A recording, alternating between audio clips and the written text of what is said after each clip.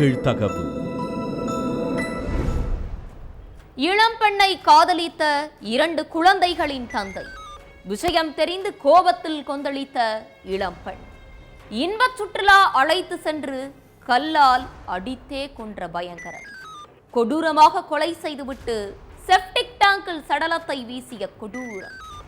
யாருக்கும் சந்தேகம் வரக்கூடாது என்பதற்காக காவல் நிலையத்திற்கு சென்று காதலியை காணவில்லை என கதறி நாடகமாடியும் தில்லாலங்கடி கோவில் அர்ச்சகர் சிக்கியது எப்படி? நீதிமன்றத்தின் அதிரடி தீர்ப்பு என்ன?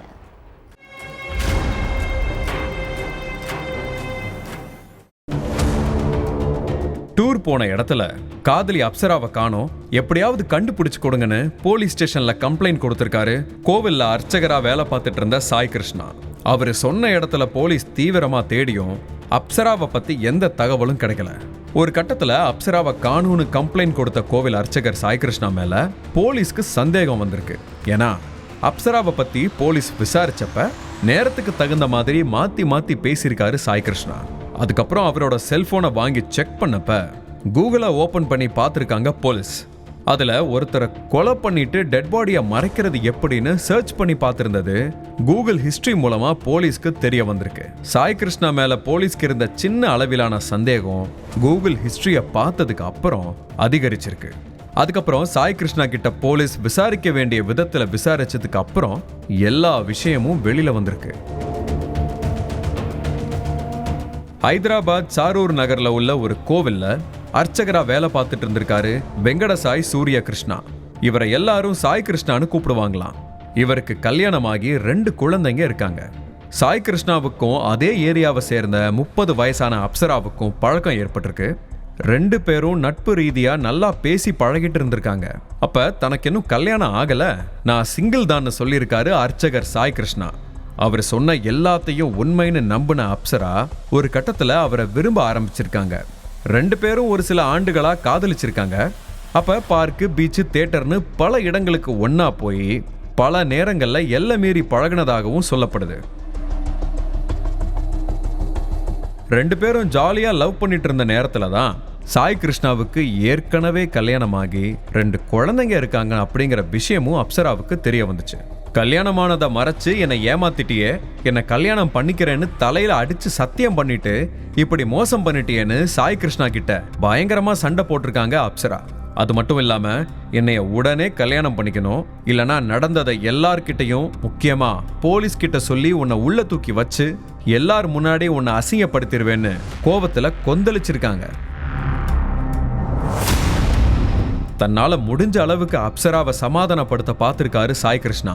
ஆனா அப்சரா தன்னை உடனே கல்யாணம் பண்ணிக்க சொல்லி சாய் கிருஷ்ணாவை வற்புறுத்தி இருக்காங்க. அதனால அப்சராவை கொன்னாதான் நாம நிம்மதியா இருக்க முடியும்னு நினைச்சு அவங்கள கொலை பண்ண முடிவு பண்ணியிருக்காரு. எப்படி கொலை பண்ண, அதுக்கப்புறம் டெட் பாடியை எப்படி மறைக்கிறதுன்னு தெரியாம கூகுள்ல சர்ச் பண்ணி பார்த்திருக்காரு.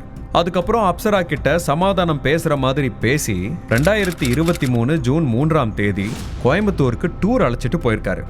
அங்க உள்ள ஒரு ஹோட்டல்ல நைட்டு சாப்பிட்டுட்டு அதுக்கப்புறம் அங்க உள்ள ஒரு லாட்ஜில் 2 பேரும் ஒன்னா தங்கி இருந்திருக்காங்க.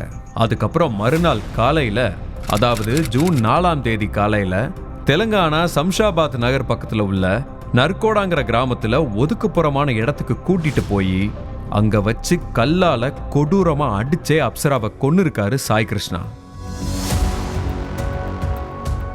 அதுக்கப்புறம் அப்சராவோட சடலத்தை கார்ல ஏத்திட்டு சாரூர் நகருக்கு போயிருக்காரு. அங்க மக்கள் நடமாட்டம் இல்லாத இடத்துல உள்ள ஒரு செப்டிக் டேங்க்ல போட்டு அதுக்கு மேல சிமெண்டால பூசி மூடி இருக்காரு.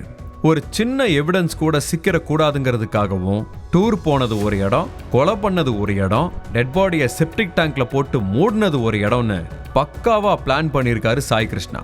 அது மட்டும் இல்ல, போலீஸ்க்கு சந்தேகம் வரக்கூடாதுங்கிறதுக்காக தானே வாலண்டரியா போய் அப்சராவை காணோம்னு கம்ப்ளைண்ட் கொடுத்திருக்காரு.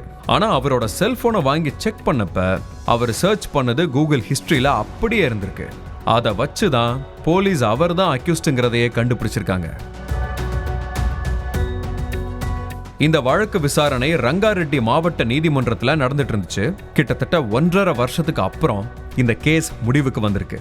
வழக்க விசாரிச்ச நீதிபதி தனக்கு திருமணம் ஆகலன்னு சொல்லி இளம்பெண்ணை நம்ப வச்சு ஏமாத்தி கொலை பண்ண சாய் கிருஷ்ணாவுக்கு ஆயுள் தண்டனை விதிச்சு உத்தரவிட்டிருக்காரு. அதோட கொலை பண்ணிட்டு ஆதாரங்களை மறைக்க பார்த்த குற்றத்துக்காக கூடுதலா 7 வருஷ சிறை தண்டனையும் விதிக்கப்பட்டிருக்கு.